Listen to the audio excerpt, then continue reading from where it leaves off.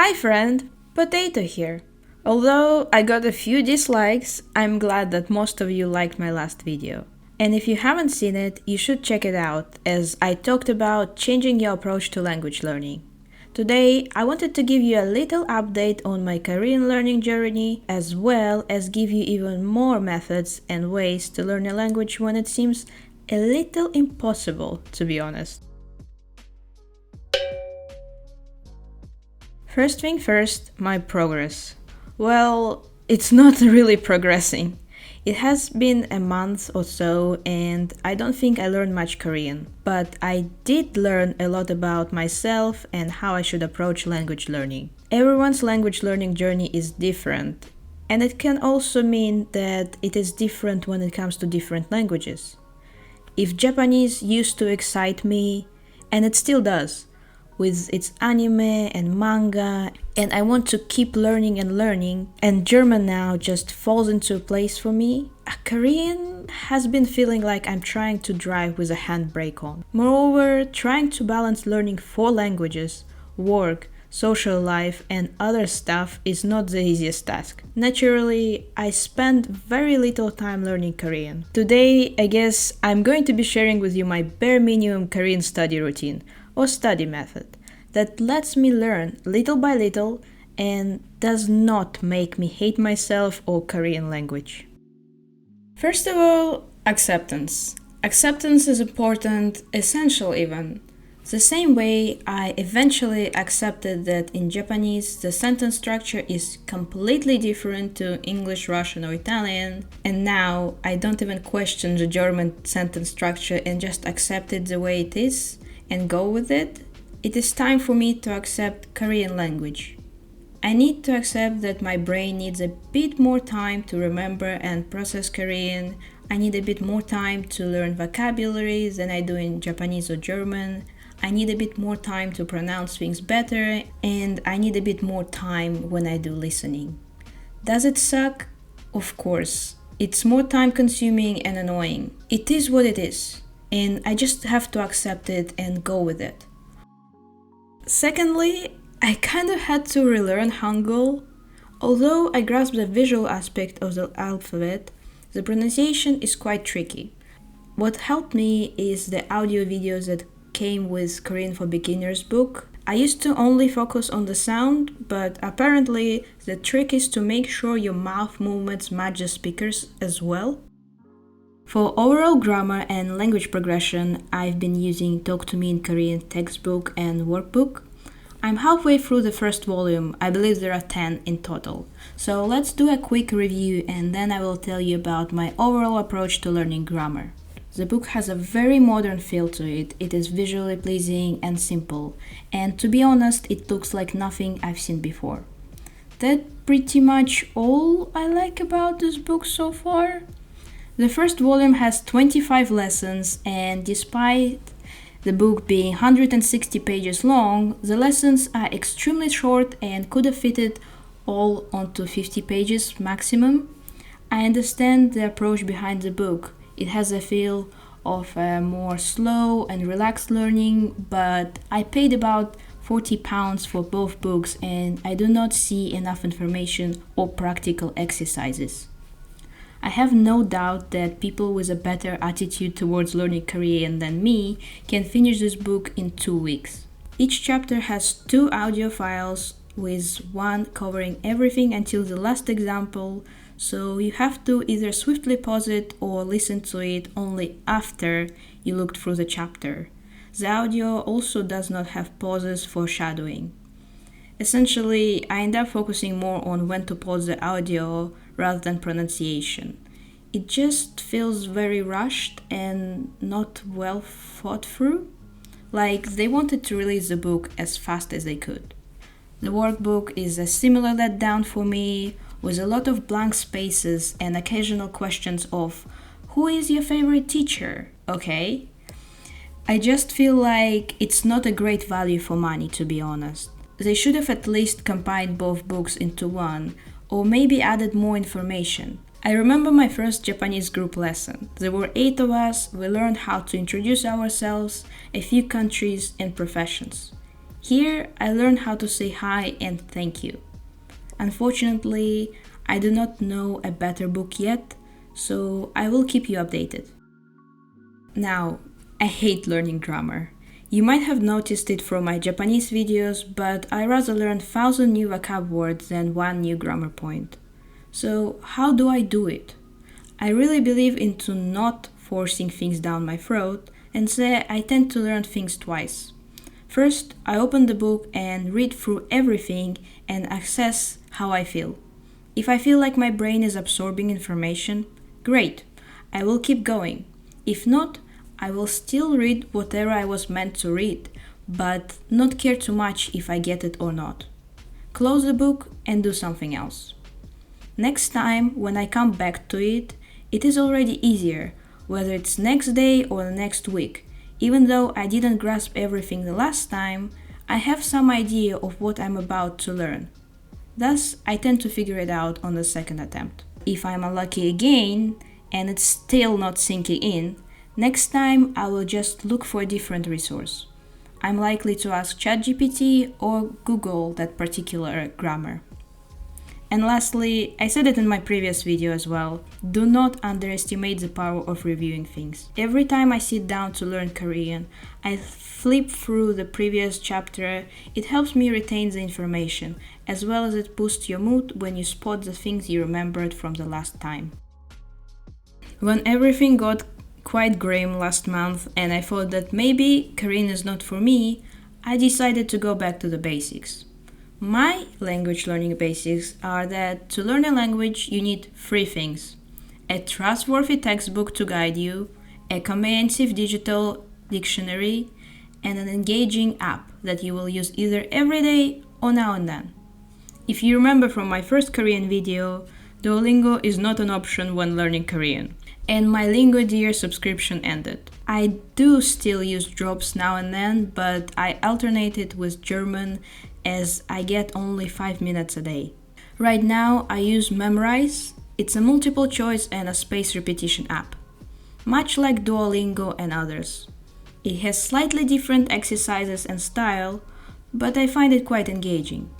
I paid for subscription, but you still can use it without one. It will just give you access to limited content. I really like that I'm able to hear the native speakers pronounce every word, especially since it is different people with different voices. It also has a video story mode and you can practice your conversation skills with a bot. If you're looking for a Korean learning app, I recommend you check this one out. Some people think that grammar is the foundation of a language. For me, it's vocabulary. I love learning new words and usually it is a low effort thing for me. As you know, Korean hasn't been kind to me and I have to relearn words all the time. So I kind of stopped trying to memorize new vocabulary. I come across a new word, maybe I will write it down or add it to the Quizlet, whatever, and I don't really think about it too much. And more I come across the same word, the more it gets memorized by itself, essentially. It is quite rewarding, to be honest, when you open up a new set on drops and all of a sudden you already know how to say grandpa or something else. So when I don't feel too motivated to learn Korean, I go to YouTube and open up one of those 500 Korean words for beginner videos, and I just sit down and repeat them. Sometimes I write them down. And then my brain can decide by itself whether it wants to collect or dispose of each word today. Yes, it might not be the most efficient way of learning, but it makes me feel a bit better when I feel hopeless about Korean. I also sometimes turn on these videos when I'm cleaning or doing at-home workout. I recently took an Ioki class and I want to take another one, so I kind of have to learn vocabulary now, because in my perspective of the world, it is disrespectful to the teacher if I do not learn materials that she provided me before the next lesson. It is just a waste of mine and their time if I come to a lesson blank. I doubt they actually care that much, especially on Ioki, as they are getting paid either way, but I feel like they prefer to teach people who make an effort, and I would like to have a teacher who is excited to teach me. Thus, Here are my low effort, maybe not the best time-wise, methods to learn vocabulary, but they still work, so I'm going to share them with you. I don't use Anki, I use Quizlet for my digital flashcards, so after my lesson I started putting the new words in there. Quizlet gives you an audio which is quite decent in my opinion, 95% of the time. I can't really judge as I don't speak Korean yet, but so far so good. The trick with digital flashcards is to snowball them. Adding 50 new words at once is overwhelming for your brain. I prefer to add around 20, and when I learn 80% of those 20, I can add another 20.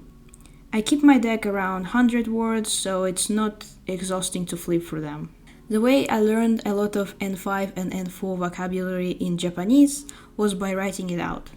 Nowadays, we use technology so much that we do not use our hand memory, or whatever it's called. I go through my cards and write a line of the word that I didn't know, or maybe I did not pronounce it perfectly while repeating it aloud.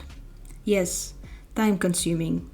But at the same time, I think it's quite meditative and good for mind clearing and concentration.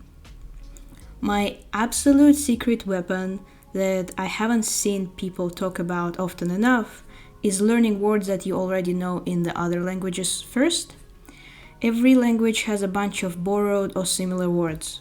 Learn them first. It will allow you to quickly build your vocabulary and confidence in a language. For instance, with German, I learned a lot of similar words in English and Russian, like sport and photography. I'm doing the same in Korean now. I'm focusing on words like kabang, risha, that are similar in Japanese. To tell you a secret, I was a really bad potato when I was learning Japanese. I completely neglected all the audio files that came with my books, and I just avoided listening at all costs.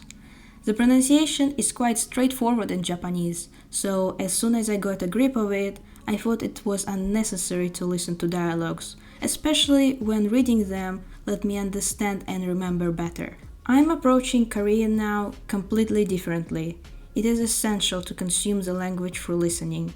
Babies can't read, or maybe that's what they want us to believe, but as far as we know, they learn languages through listening.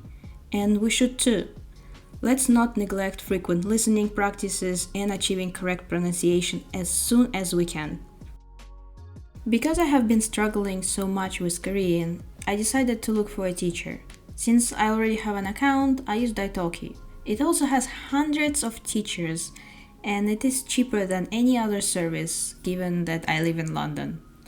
My lesson was okay, not great, but I believe in second chances. Now, there are two things I wanted to mention. First of all, I like Itoki for language learning as it is more flexible and low commitment. Like, I had a lesson last Thursday and I didn't have one this Thursday because I haven't booked it. It allows me to book my next lesson when I'm ready for it mentally instead of every week or whatever you decided with your teacher. Now, second thing is, as I said about learning vocabulary that is similar to the languages you already know, you can do the same with grammar and culture. That is why I was looking for a teacher who also speaks Japanese. So rather than my teacher explaining to me how the sentence structure is different in Korean compared to any other European language and essentially starting from zero, my teacher can relate it to Japanese, which is quite similar. Rather than starting from zero every time you learn a new language, you build it up on the knowledge from other languages that you already know. I recently realized that a lot of my learning success actually depends on planning. And I'm not talking about monthly or weekly planning, I'm talking about a day before or better on a day planning. You cannot predict how you will feel on a day a month in advance. You can have an outline of what you want to achieve in any given period of time, be it a week, a month, or a year, but on a day, for me at least, it will all depend on how I feel.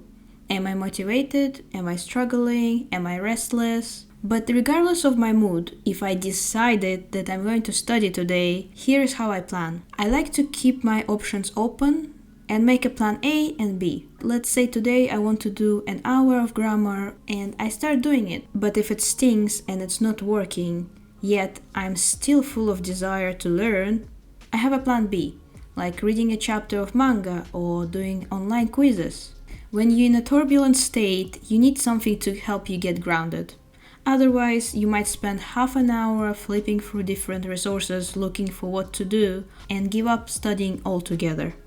I wanted to finish this video on a bit of inspirational note for beginner language learners like myself. If you were inspired enough to pick up a new language this year, but you feel like you are not achieving your goals fast enough, don't worry. Regardless of how much you will have done by the end of this year, since you started from zero, your progress will be 100%.